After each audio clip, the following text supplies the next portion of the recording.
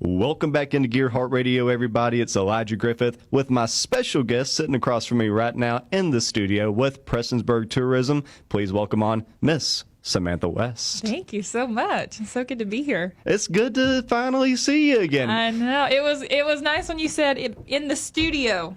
So it's been good. We're back in physical person, back in this space. So I've missed it. I've missed getting to pop in and be here. Yeah, the last few times we've talked have had to been over the phone and all that good stuff. But yeah, we're finally getting to talk in person again, and that makes it feel just a little bit more normal, especially promoting all these events that you have going on in the area. Yeah, it's definitely been it's not even, I don't even know that we should say anymore. It's been an interesting time for everyone in every single field. It's certainly been an adventure and a learning experience from the tourism realm when, everything really did come to a screeching halt, but a necessary one.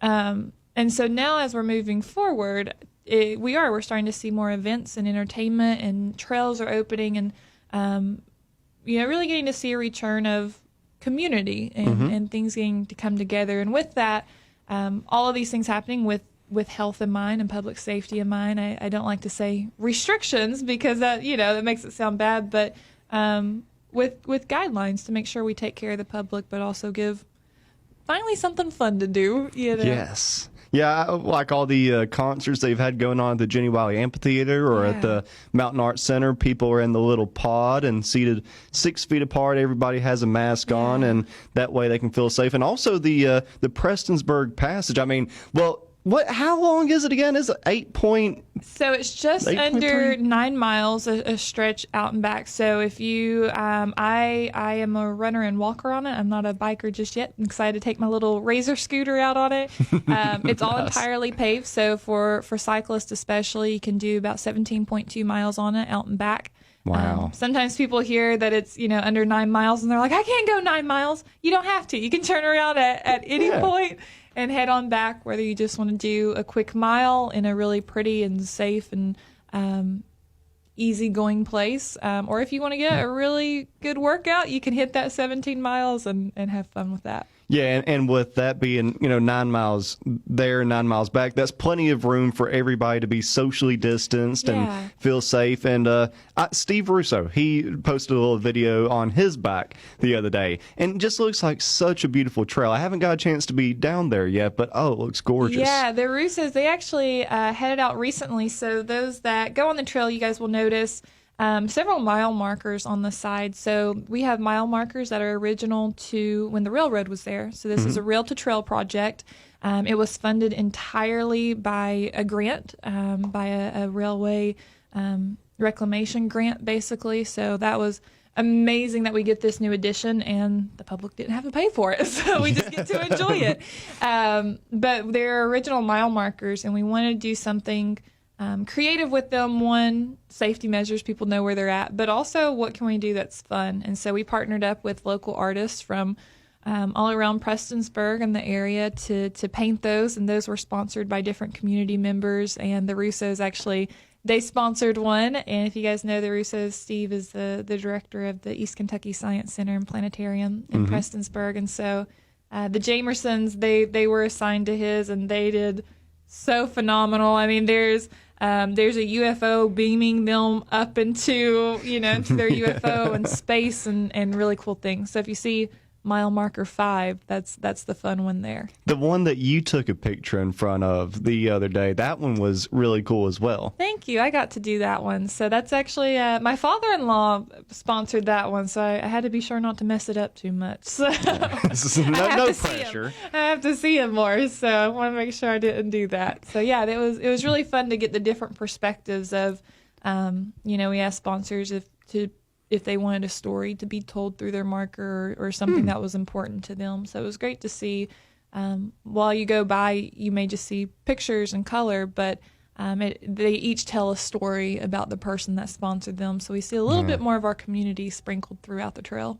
See, y'all do neat little stuff like that. You pay so much attention to detail. Have you done the full trail, the whole 9 miles there and back? I cheated on this, so I will go ahead and say there is a rule of no no motorized or gas motorized vehicles. So this will all come full circle in a second. But e-bikes, if it's battery powered, those are absolutely able to be on the trail. But as it was being completed, before it was open to the public, I did get to ride several times on a golf cart. And also while we were completing the mile markers, we were able to take the golf carts through it. So I have not done the full thing yet. I need to get a new bicycle, and I'm not quite at the running capability yet to do all that. But it is beautiful. It connects right into David, Kentucky. So you'll go from, I normally start at Archer Park, and then you can go all the way through to where you go through different coal mining areas. And there's just so much history along the way,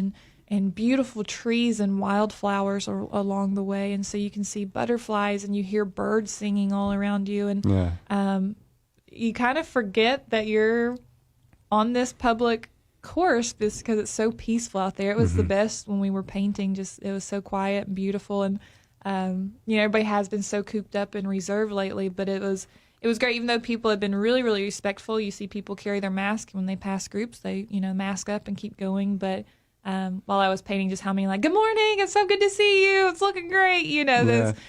Those really kind interaction that we've missed. It's been great to see it on that trail. Yeah, it is a beautiful trail. One of the landmarks that really stands out to everybody is the school bus. That is really cool. Yes. I have to give credit to Mayor Les Stapleton on that. He had this wild idea about it. I mean, months and months and months ago. He's like, I think that could be really cool. And it's been a big hit. It's at around mile 7. You can access it even just from the road. You can come up and take a picture there at 1210 intersection. And coming up, we're getting ready to start working on another bridge project through there, and I'll keep it secret for now, but I think people are going to really enjoy it, and it's going to be a bridge that will pay homage to the coal history there and also be educational at the same time. So we're excited about that one. Hopefully in the next little bit I'll have some updates to give. Yeah, and y'all opened at just the perfect time, too, because, fall is setting in. This week was the first day of fall. So sooner or later, the leaves are going to start changing colors. It's going to look beautiful outside, and I can't wait to go down the Prestonsburg Passage with all of that. Is it going to be open, 365 days a year, all year long, or when wintertime comes in, will they do something different? It's going to be open 24/7 year round. Well, not 24/7. That's a fib. Daylight to dusk, and same time with Archer Park. No, they are going to keep it open year round, and they are working so hard to maintain it. As leaves are falling, the Parks Department is doing just an outstanding job of making sure the path stays clear and safe. But also with that, please be safe and be aware of, as cooler temperatures start setting in, be aware of your surrounding and that to take care of one another and yourself also. But no, we're year round. It's staying open and going to be accessible to the public. Well, I know that has to do mostly with bikes, or if people want to walk or run, they can do that too. Yeah. But this Saturday, we're going to be getting our kayaks in the river. The Leviza Fork Paddle Fest. This is the last one too, right? This is the last one of 2020. So this year's been interesting. We started later than we normally do, so we didn't get to start in May, just taking precautions for people. And but we got to do more than we thought we would get to. Unfortunately, last month got rained out, so we're doing our happy sun dance and going to see beautiful skies on Saturday. But this is our last one, and so because it was such an interesting year, we really worked hard to listen to what recommendations people had. What did they want to try out? How could we change it and maybe make it better even? And also what things can we put in place to make sure the public and our departments are safe and taken care of. So we're going to make a couple changes for this Saturday, and so far the response has been great. Those that have done it before, you guys know the process was you'd come to River Park, which is located right behind Billy Ray's restaurant. And that's where you would load in, register. Everything would happen there. When you got to the end at Combs Airport, we'd shuttle you back, have lunch, all that good stuff. But what people were requesting is if there was some way we can adapt it to have the vehicles at the end of the line. That way, when they were finished, they didn't have to wait on a shuttle. They didn't have to wait on the kayaks. They could just hop in their car and head out and enjoy the rest of their day. So we put all of our heads together and we have a new course of action. So if you're listening, especially if you are an avid paddle fester, it's slightly different. So what we're going to ask is that starting around 7:30, 8 a.m., kayaker or paddlers can actually go ahead and drop off their watercraft, kayak, canoe, whatever you have, at Water Park, which is where we used to start at. So you're just going to drop it off, and then you're going to head on down to Combs Airport. It's about a 10-minute drive. This is where you normally stop at. And you're going to go ahead and park your vehicle and register there. It's where you get your armband that provides for the shuttle and your lunch at the end as well. From there, once you register, our Parks Department is going to help you get to the starting line. That way you can start your paddle and head on down. And so what's great is once you finish the 8-mile paddle, takes just a couple hours. Once you get to Combs Airport, that's where we're going to have our catered lunch set up. So you can eat a great lunch, hang out with people, share stories, and then your vehicle's there. So you just hop in and head out. So people have asked for a while of how we can make that work. So we figured, for this last one, we're going to give it a go and try out some new stuff. Nice. I like how y'all listen to the public's input. That's really important to people. And I like that there's a lunch involved because, listen, if I'm anywhere near Billy Ray's restaurant, I'm going to get hungry, okay? So I'm glad there's a lunch involved. Yes, definitely. We always partner up with a local establishment. I believe we're working with Pig and Poke this coming Saturday. And so they do a great job of packing individual lunches. So all of it's individual, safely put together.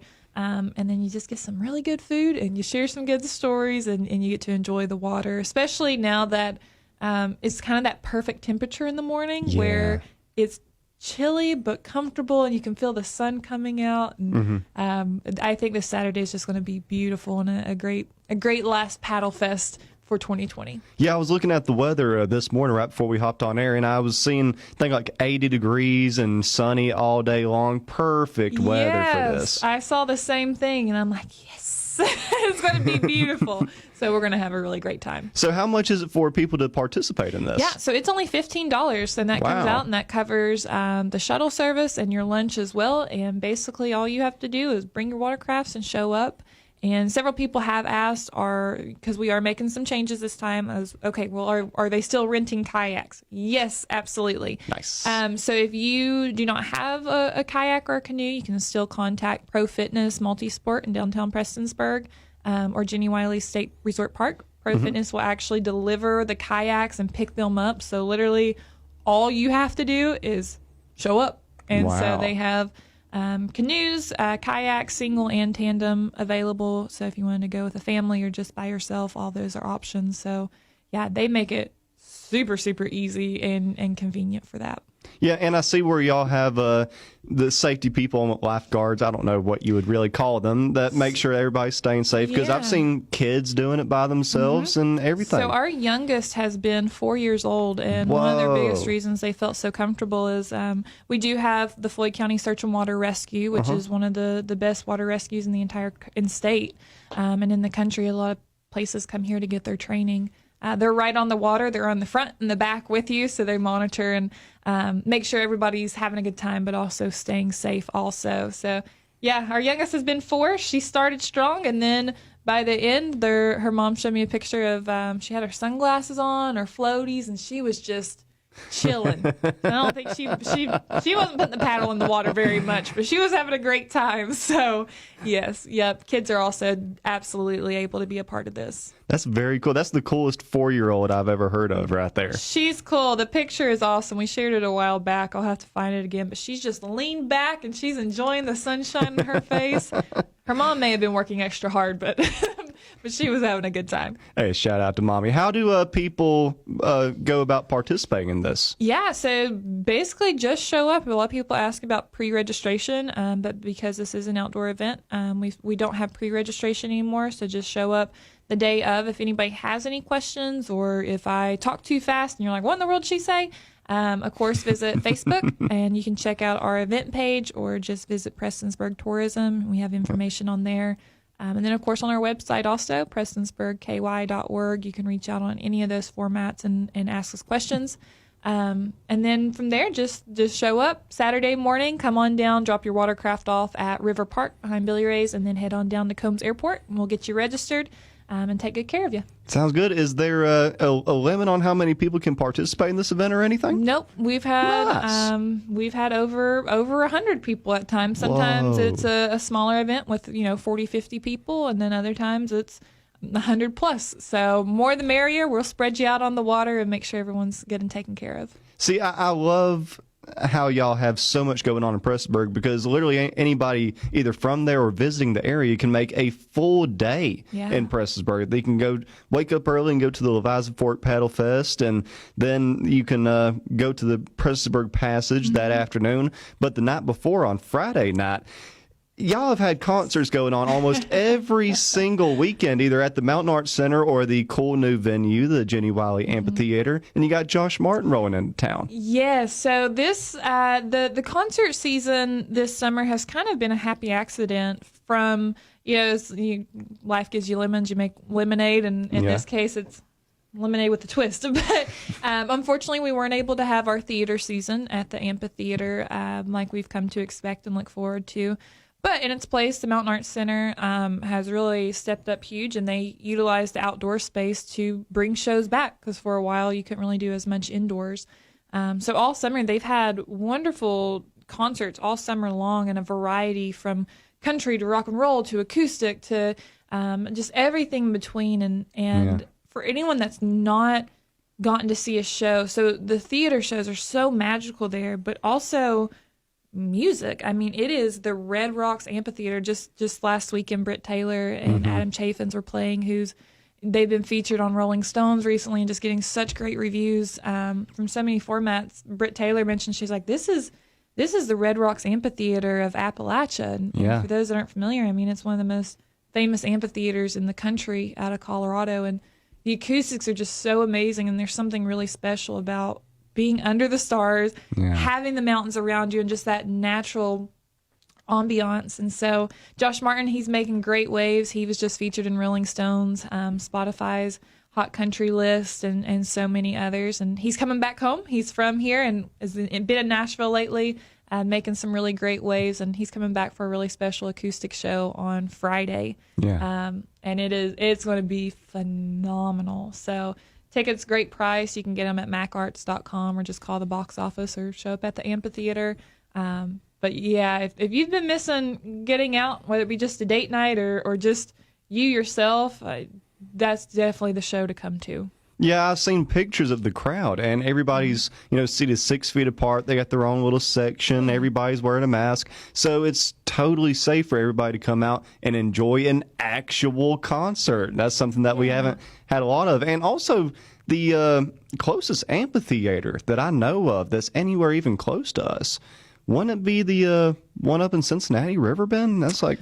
the Breaks also does have one. They've not gotten to have their season quite as much lately, but they still, of course, every summer I don't believe they got to do it this year, but they do have their Bluegrass Festival and wonderful amphitheater there, and a couple others in the surrounding area, but not as many that do performances like this. That are such a wide variety of genres and concerts and theater, and we are blessed with a gym there. I think we get kind of used to something being around and forget how special it is. And then when you see the artists come in and they're like, whoa, this is a cool space. And it just kind of reinforces how special these things are that we have. Well, they don't call y'all the Star City for nothing. I know, right? And what's really cool about it, especially the Mountain Arts Center and what y'all are doing now at the Jenny Wiley Amphitheater, a lot of these artists that are on the up and up, people will have their chance to see them before they possibly make it big. I mean, heck, at the Mountain Arts Center, you've had Chris Stapleton, Tyler Childers, that list goes on and on. So for people to have a chance to see great up-and-coming artists like Britt Taylor and Adam Chaffins and now Josh Martin this weekend, that's good. That's a great chance for people to have, and especially for the price that it's offered to for. Yeah, I mean, $20 for a concert is, and they're not the artists. They've been so eager to play because, I mean, everybody knows just the entire summer, all the tours have been canceled, all their performances, and all these artists, they were really on a great trajectory. They've kind of just had to adapt to Facebook Live performances, which is great, but they've missed being in front of people. Yeah. And the shows that they've been coming out with, and that's, I think, the extra special thing that we've seen at the MAC and the amphitheater this season is they've limited audience sizes, but the artists themselves also know how special these shows are, and they've missed it. And there's something about an artist that's hungry to play for the kind of show they put on, and we've seen it every single time, every performance they've done. So, man, people are in for a treat, and you hit the nail on the head. Is Prestonsburg has kind of become the bridge to, I don't want to say the bridge to Nashville. Nashville is like, the mainstream type stuff. It's really kind of been the connecting point of that breakthrough space for a lot of artists. And so it's, now's the time to catch these artists, and not just that they're up and coming, but they're breaking through right now in a fantastic show. So if you're not familiar with Josh Martin, pull his stuff up now and enjoy it, or just come out, because I know all that will come to that show will leave an even bigger fan. Yeah, I mean, with people not being able to go out and do as much right now, and the artist being in the same boat, the vibe at these shows is just, it's so much more special than any other concert that people will go to this year. And y'all ain't even stopping this weekend. Heck, you got the Jenny Wiley Festival coming up next month. Yes, so this is something we've gotten a lot of questions about, of course. Unfortunately this year, a lot of events and gatherings and festivals especially have been canceled everywhere. And so there was a lot of discussion from the city and the festival committee.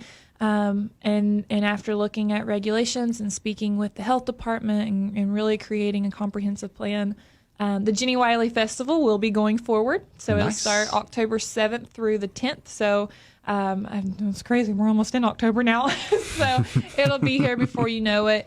But we'll have food vendors and handmade, and the vendors that you know and you love and you look forward to.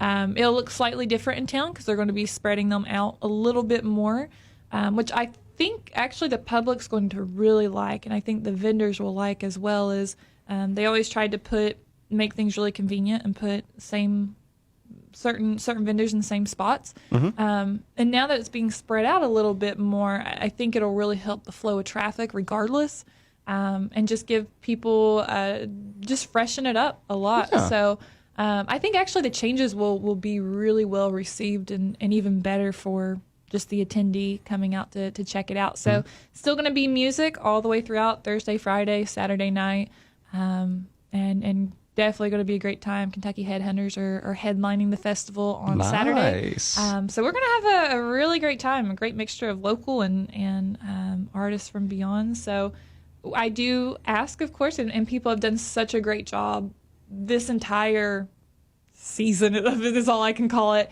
of taking care of themselves naturally and kind of self-governing and being aware and respectful to others. Is we have worked hard, and the committee has, to make this event possible. So if you do come out, please be respectful and take care of yourself and take care of others also, because we want things like this to keep going. But we have to be the ones that take care of each other through the process. So, and I know the community will do a great job at that. Yeah, that's one thing that I've always loved about Prestonsburg, is the sense of community is unlike anywhere else on planet Earth. Everybody feels as one. They show each other respect. Such friendly people. The friendliest people on earth live in Prestonsburg, Kentucky. When it comes to the festival, is it just free? Can everybody just show up? Yes. Yeah. It's completely free. A chance you can spend as much or as little as you want. And that's what's awesome about it, is you can really make the festival whatever you want. If you just want to get out of the house and hear some music, all the concerts are free, and you can check out that lineup on jwfestival.com or on Facebook. So you can come out, get your Christmas gifts ready, get all this stuff. Yeah. December will be here by like tomorrow. So you can go ahead and pick up your Christmas gifts, pick up some things for decoration that just make you happy after this time, or just come out and listen to music and bring a lawn chair and hang out.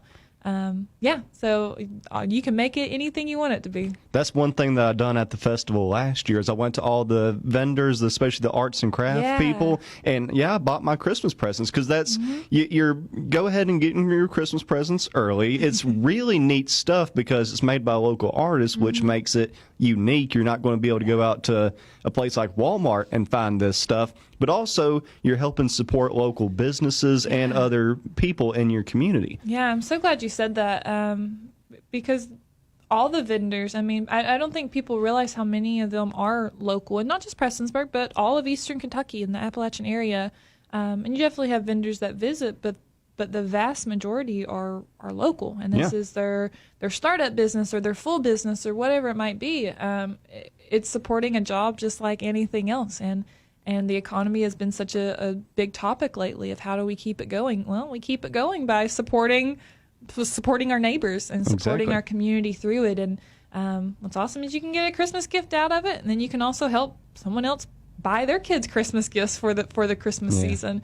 So that's why I think it's just so great is we just keep building our own community the more that we support things like that.